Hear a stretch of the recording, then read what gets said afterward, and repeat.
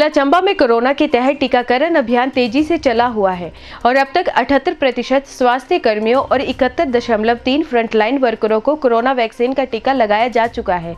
इस बारे जानकारी देते हुए मुख्य चिकित्सा अधिकारी राजेश गुलेरी ने कहा कि जिला में अब तक 52,700 कोरोना के सैंपल जांचे जा चुके हैं, जिसमें जिला में 2,975 कोरोना रोगी सामने आए थे और जिला में अब सिर्फ 5 ही कोरोना के एक्टिव मामले हैं। वहीं उन्होंने बताया कि देश में दूसरे चरण में कोरोना के मामले बढ़ रहे हैं, अतः हम सबको सचेत रहने की आवश्यकता है और कोरोना के नियमों का पालन करने की आवश्यकता है ताकि जिला में कोरोना का प्रभाव दोबारा ना बढ़े। वहीं उन्होंने कहा कि कोरोना वैक्सीन को लेकर लोग अफवाहों में ना आए और इसका वैक्सीन जरूर लगवाएं, क्योंकि इसका कोई बड़ा दुष्प्रभाव सामने नहीं आया है। अन्य वैक्सीन की तरह ही बुखार या दर्द के मामले सामने आए हैं जो स्वाभाविक है, इससे डरने की कोई आवश्यकता नहीं है। जिला चंबा में अभी तक कोई ऐसा नहीं है कि हम ये कह पाएँ कि मामले बढ़ रहे हैं। अभी तक हम कुल मिला के 92,700 के आसपास लोगों की जांच कर बैठे हैं। टोटल अभी तक जो कुल 2,975 हमारे आज तक टोटल पॉजिटिव आए हैं और आज की तिथि में सिर्फ 5 लोग एक्टिव केसेस हैं और अस्पताल इनमें से कोई भी अस्पताल में उपचाराधीन नहीं है। सभी एसिम्प्टोमेटिक या वेरी माइल्डली सिम्प्टोमेटिक हैं और घरों में स्वास्थ्य लाभ कर रहे हैं और 5 ही एक्टिव मामले हैं। हमारा रिकवरी रेट भी 98% से ऊपर है और जो अभी हम रोज के एवरेजली 600-700 सैंपल्स चेक करते हैं और उसमें कभी कभार एक आधा मामला रेंडमली कहीं से आ रहे हैं। तो इसको छोड़ के ऐसा कोई अभी ये कहना कि अभी एकदम कोई वृद्धि हो रही है, ऐसा ठीक नहीं होगा। मगर ये सत्य है कि कोरोना का जो अभी खौफ है वो पूरी तरह से खत्म नहीं माना जा सकता। कुछ देशों में भी और हमारे कुछ प्रदेशों में भी मामले बढ़ने की जो ऐसा शुरू हुआ है, तो हमें बहुत सचेत रहने की आवश्यकता है। हालांकि अभी तक हेल्थ केयर वर्कर और फ्रंटलाइन वर्कर्स को वैक्सीनेट किया जा चुका है। हेल्थ केयर वर्कर्स की दूसरी खुराक भी डोज भी लग रही है, मगर उसके बाद भी हम ये नहीं कह सकते कि हम पूर्णतः सुरक्षित हैं जब तक कि एक निश्चित निर्धारित लोगों से ऊपर की संख्या वैक्सीनेट नहीं हो जाती।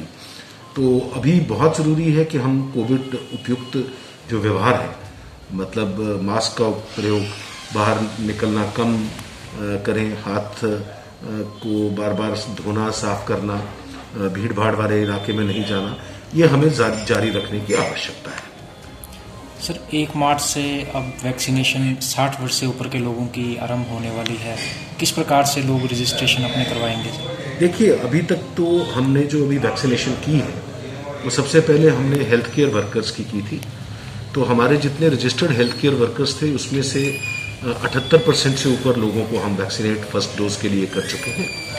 पिछले कल लास्ट तिथि थी। बाकी बहुत से लोग हैं जिनको कॉन्ट्राइंडिकेशन है, जैसे कुछ महिलाएं दूध पिला रही है बच्चों को, प्रेग्नेंट लेडीज हैं, या और कोई कई चीज़ें हैं जिसकी वजह से कॉन्ट्राइंडिकेशन है। कुछ लोगों का रिफ्यूज़ल भी है।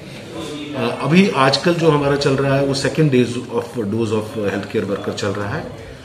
फ्रंटलाइन वर्कर्स जो हैं, जो चाहे PRIs हैं, रूरल डेवलपमेंट के हैं, पुलिस के लोग हैं, म्यूनिसिपल कमेटीज़ के एम्प्लॉइज़ हैं, उनकी वैक्सीनेशन भी हमने की है और 78% जो हमारे लोग हैं उनमें से वो 71.3% जो है वो वैक्सीनेट पिछले कल की तिथि में हो चुके हैं। 1 मार्च तक हम इन्हें 100% कवर करने का प्रयास करेंगे। अभी कल ही वीडियो कॉन्फ्रेंसिंग एक भारत सरकार ने की, जिसके पश्चात स्टेट गवर्नमेंट की भी हमें डायरेक्शंस आई, जिसमें 1 मार्च से बात शुरू की गई है 3rd फेज शुरू करने की, जिसमें 60 साल से ऊपर के व्यक्ति और 45 साल के ऊपर के व्यक्ति जिनमें कोमॉर्बिडिटीज है, हाइपरटेंशन है, डायबिटीज है, कैंसर है और कोई कोमॉर्बिडिटीज कंडीशंस है, उन लोगों को वैक्सीनेशन शुरुआत करने की बात कही गई है। अभी तक बहुत और इससे ज़्यादा डिटेल्स नहीं आई हैं। प्राथमिक तौर पर हमें सूचना ये मिली है कि वो सेल्फ रजिस्ट्रेशन कराएंगे और हम उन्हें जो उनके नज़दीकी सेशन साइट्स हैं वहाँ पर एलोकेट करेंगे और चरणबद्ध तरीके से इन सभी का वैक्सीनेशन कराया जाएगा। सर, वैक्सीनेशन को लेकर कई भ्रांतियां भी है लोगों में, कुछ साइड इफेक्ट्स, इसके बारे में क्या कहना चाहेंगे? देखिए, हर वैक्सीन से कुछ हल्के दुष्प्रभाव होते हैं जो बहुत माइल्ड या मॉडरेट श्रेणी में गिने जाते हैं और वो एक सामान्य प्रक्रिया है। जैसे हल्का बुखार आ जाना, दर्दें होना इस वैक्सीन के साथ, या लोकल पेन, साइट पे पेन होना, या हल्की गठली बन जाना। मगर जो गंभीर दुष्परिणाम है ऐसे अभी तक कोई सामने नहीं आए हैं।